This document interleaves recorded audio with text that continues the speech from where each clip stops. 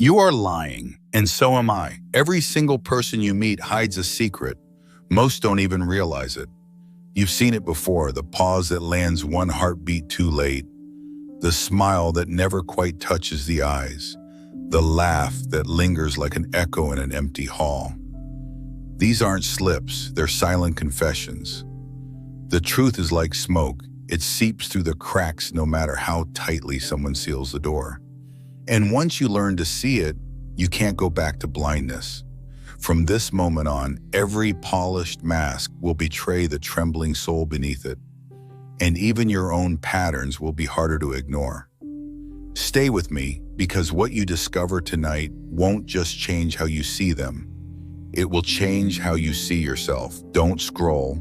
This isn't theory. This is a mirror. And once it shows you the reflection, you'll never forget it. Truth 1. Everyone wears a mask. Not because they are liars, but because life teaches that raw honesty can be dangerous. The man who laughs the loudest may be hiding the terror of being invisible. The woman who is endlessly kind may be haunted by the fear of rejection. Masks are not lies, they are armor. And sometimes they are the only oxygen people know how to breathe. I remember a colleague years ago. At every meeting, his smile was the brightest in the room. He shook hands firmly, cracked jokes, never missed a chance to look untouchable. But one evening, I found him in the restroom, gripping the sink, whispering to himself just to stay upright. His mask wasn't deceit, it was a life raft. And let's be honest, we all do it. I once wore a mask so thick, even my neighbor's dog barked at me like I was a stranger. That's the irony. Sometimes the performance looks more real than the person behind it. But no mask is flawless. They slip in the glance that dodges too quickly, in the laugh that drags a second too long, in the sudden silence that falls like a curtain when a subject cuts too close. Those aren't mistakes. They're fault lines, and the truth always leaks through the cracks. If you want to read someone, don't rush past those fractures. Watch where their mask trembles, where tension coils. That's where the human being finally shows. Ask yourself, which mask do you wear so long, so tight, that even you sometimes forget it isn't your real face? Truth 2, what you hate in others lives inside you. What you attack in others is the wound you're hiding in yourself. Hatred is not random, it's projection. It's a flashlight we point at someone else to avoid shining it on the shadows in our own chest. The man who mocks arrogance may secretly dread being invisible. The one who despises dishonesty may be hiding a truth they've never dared confront. And the louder the complaint, the deeper the scar it's covering. We've all done it, rolled our eyes at someone, only to realize later it was our own reflection that irritated us. That's the trick life plays. The world outside keeps replaying the battles we haven't resolved inside. So next time you feel judgment surge, don't rush to ask, why are they like this? Ask instead, what in me is being mirrored right now? That single shift can turn irritation into revelation. If this truth hit you, drop a quick "I see it" in the comments so others realize they're not alone. Which flaw in others always lights a fire in you? And what if it has always been your own unspoken fear in disguise? Truth 3. Silence speaks louder than words. The loudest moment in any conversation is often the one where nothing is said at all. Silence is never empty. It overflows with truth. People rehearse their words, but they can't rehearse their pauses. The quick change of subject, the shallow answer to a deep question, the laugh that cuts tension like a blade. These aren't slips. They're confessions. I once sat across from someone who said, "It doesn't matter."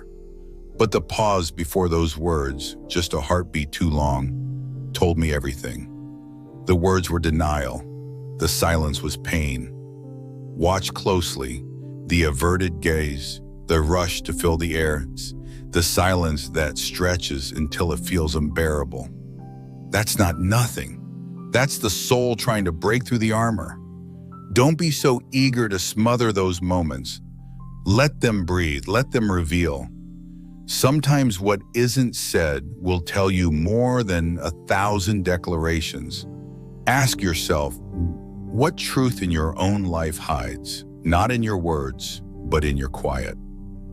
Truth 4, loud virtue often hides vanity. The louder someone declares their goodness, the more carefully you should look. Real integrity doesn't need a stage, it breathes in silence. But false virtue craves an audience because it isn't about being good, it's about being seen as good. You've met the type, the friend who can't let a story pass without a moral correction, the colleague who turns every lunch into a sermon about clean living.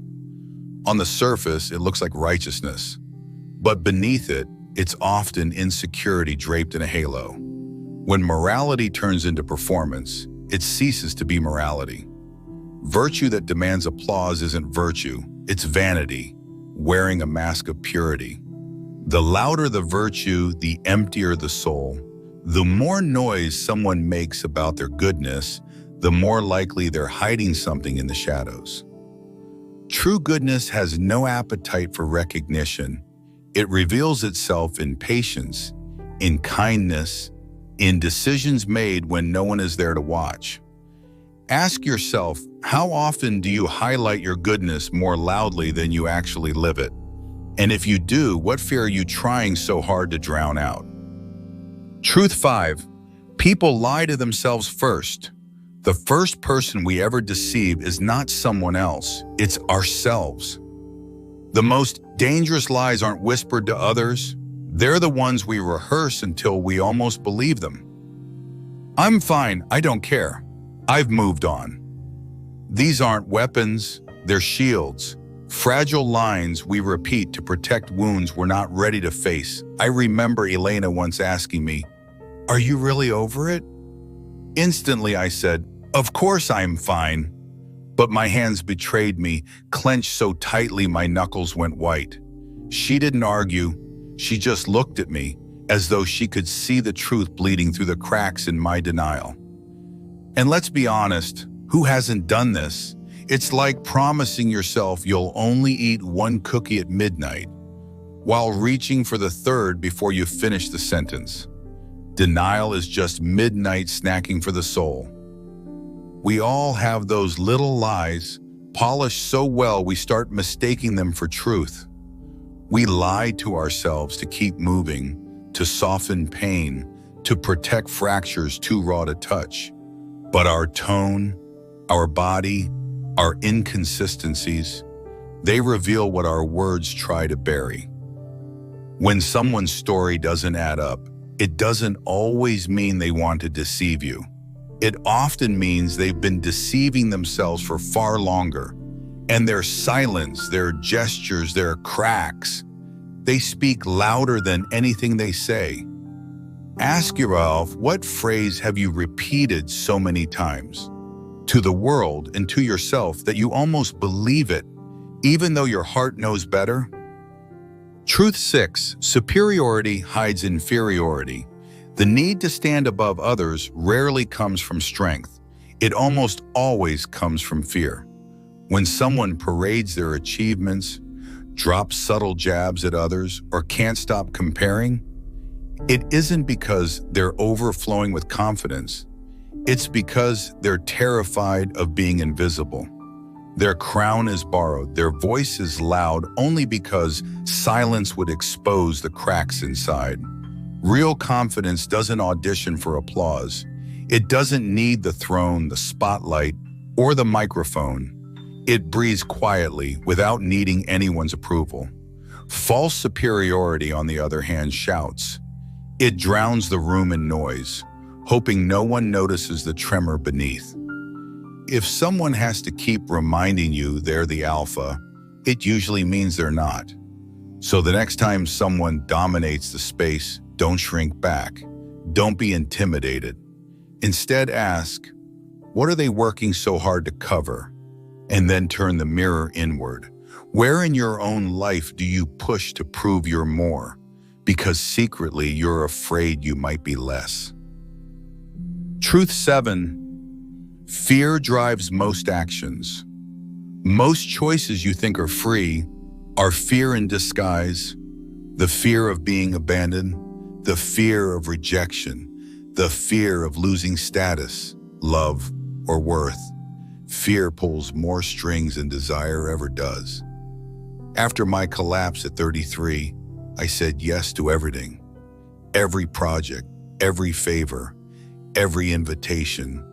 Not because I wanted to, but because I was terrified that saying no would leave me forgotten, cast aside. My calendar was full, but my soul was empty. That's how fear works. It makes someone dominate a conversation when deep down they feel powerless. It makes someone go silent when all they want is to be heard. It makes us say yes when every bone in us aches to say no. If you want to understand someone, don't just ask what they want. Ask instead, what are they afraid of losing? That question will reveal more than all their words combined. And here's the liberation. The moment you begin to face your own fears, you cut the strings. You stop being the puppet. Seneca once said, "We suffer more often in imagination than in reality." If this opened your eyes, don't just keep it. Share it with someone who hides behind a mask. Ask yourself, which of your habits today are not born of desire, but born of fear? Truth 8. Criticism is a mirror. When someone endlessly criticizes, they are not describing the world. They are describing themselves. Harsh judgment is rarely about clarity. It is an unspoken confession. Think of the man who mocks others for being too emotional. Beneath his laughter lies a terror of facing his own grief. Or the woman who tears down someone's looks. Her words are not about beauty. They are about the secret war she wages every morning with her own reflection. But here's the twist. Not every attack is born of hate. Many are born of admiration too raw to admit. It is easier to disguise longing as sarcasm than to whisper, "I wish I had that too." The colleague who scoffs at ambition often buried their own. The neighbor who mocks success may secretly ache for the same freedom. Behind the insult, there's almost always a quiet confession, "I want that, but I don't believe I deserve it." Criticism feels sharp, but it's usually a mirror cutting the one who holds it. The louder and more often a person repeats the same complaint, the clearer the shadow of their own struggle becomes. So the next time you hear someone tearing down others, don't be distracted by their target. Follow the thread back to its source. Ask, what part of themselves are they desperately trying to exile or secretly longing for? And then turn the mirror inward. Which criticisms you repeat are not about them at all, but about your own reflection, pieces of yourself you haven't yet faced, or desires you haven't yet admitted. Truth 9.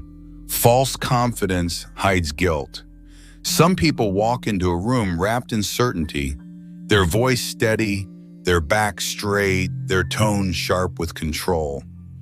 At first glance, they look unshakable. But if you watch closely, the clenched jaw, the over-prepared notes, the defensiveness that flares at small challenges, you'll see it. That isn't confidence. That's guilt wearing armor. I once worked with a client who spoke like a commander issuing orders. Every word precise, every gesture rehearsed. He looked flawless, untouchable. But one night when the mask slipped, I caught him whispering apologies into the dark, as if begging forgiveness from a ghost only he could see. His so-called confidence wasn't peace, it was penance. And here's the truth. When someone has to keep proving, keep controlling, keep dominating, it's rarely because they are strong. It's because they fear a mistake is still chasing them. waiting to surface. Real confidence doesn't audition for applause.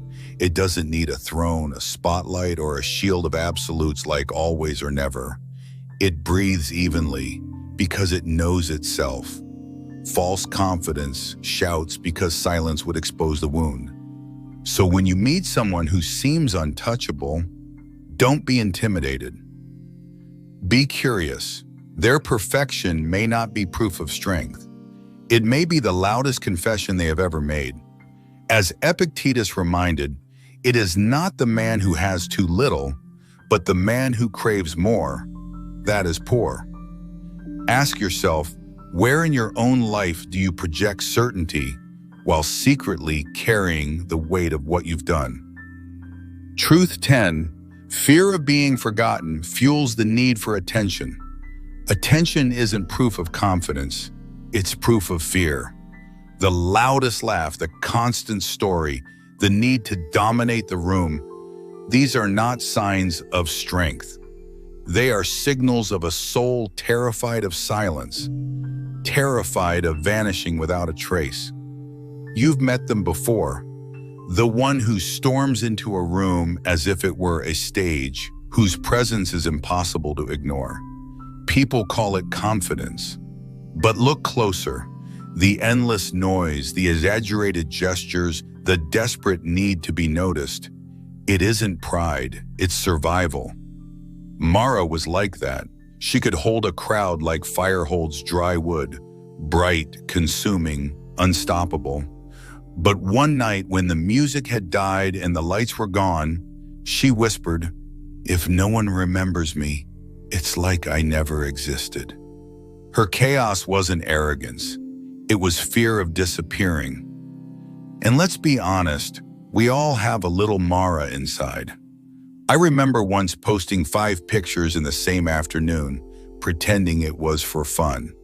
But deep down, it wasn't joy. It was desperation. If one post failed to be noticed, maybe another would. It wasn't pride. It was begging not to be invisible. That's the truth. Attention-seeking isn't vanity. It's a cry for proof that we matter before time erases our name. So the next time someone feels too much, don't rush to condemn. Ask instead, what silence are they so afraid of facing? And ask yourself, if tomorrow the world forgot your name, would you still believe you are enough today? Truth 11. The obsession with control masks inner chaos.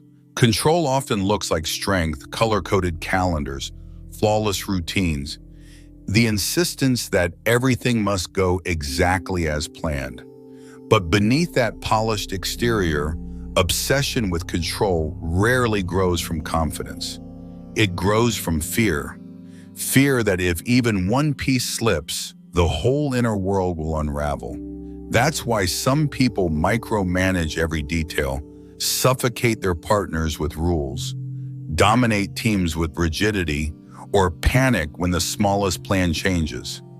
The shell appears strict and unshakable, but it is only armor protecting something fragile within. True stability doesn't cling so tightly. It bends without breaking.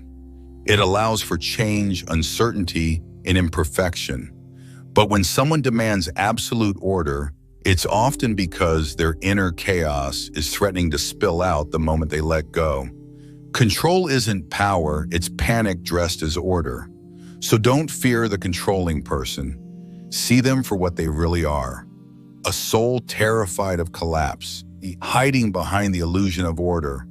Like a parent who panics when the dinner is 5 minutes late, because inside, it feels like the whole world is falling apart. Ask yourself, which part of your life do you over-control, not out of necessity, but because you don't trust yourself to face uncertainty? Truth 12. People speak from pain, not logic. We like to imagine our arguments come from reason, but most words are born from wounds. A skeptic who laughs at love isn't declaring truth. They're shielding a scar. A friend who insists money is everything may still be haunted by the days when powerlessness nearly broke them. I remember once telling Kai, trust is an illusion. I spoke with absolute certainty as if I had uncovered some higher wisdom. He didn't argue. He just looked at me in silence because he knew those words weren't clarity. They were pain disguised as philosophy. It's like spraying perfume over a wound, fragrant for a moment, but the cut beneath is still bleeding. People rarely admit this out loud, but their strongest statements often echo their deepest bruises. Next time someone argues fiercely, don't just battle their logic. Ask instead, what broke them into saying this? What fear are they shielding? When you see that, their words stop looking like weapons. They start looking like shields. Most arguments aren't logic, they're pain wearing a suit. Truth 13, how they treat the weak reveals their true power. If you want to see the truth of someone's character, don't study how they act around the powerful. Watch how they behave with those who have nothing to offer. Real strength is never proven in how loudly someone dominates, but in how gently they handle what is fragile. The person who mocks vulnerability is usually terrified of their own. The boss who crushes small mistakes with rage is often reliving the fear of a childhood where failure wasn't allowed. The friend who always wins but leaves scars behind isn't victorious. They're still at war with themselves. True power doesn't demand witnesses. It shows itself in private moments, when someone could humiliate but chooses patience, when they could crush but choose compassion. That's strength that doesn't need applause because it knows its own weight. So when you want to read someone, don't be fooled by their spotlight performance. Look instead at the unnoticed moments. How they treat the powerless, the forgotten, the ones who cannot fight back. That is where their true nature is written. Power isn't proven by who you impress, it's revealed by who you don't crush. And ask yourself, when weakness stands in front of you, do you rush to judge or can you sit with it without turning away? Truth 14, childhood repeats itself. We don't grow out of childhood, we replay it. The past doesn't disappear, it hides in our habits, waiting for its chance to return. The child who was never heard becomes the adult who interrupts. The one punished for showing emotion learns to hide behind cold logic. The child who had to earn every ounce of love grows into someone who performs endlessly for affection, even when it costs their peace. I remember being young, trying to speak at the dinner table, only to be cut off before finishing my thought. Years later, I caught myself doing the very same thing, interrupting others, rushing to fill silence, without realizing I was reenacting the same old script. It wasn't arrogance. It was the echo of a boy who once felt invisible. It's like playing the same old song on a scratched record. Different year, same tune.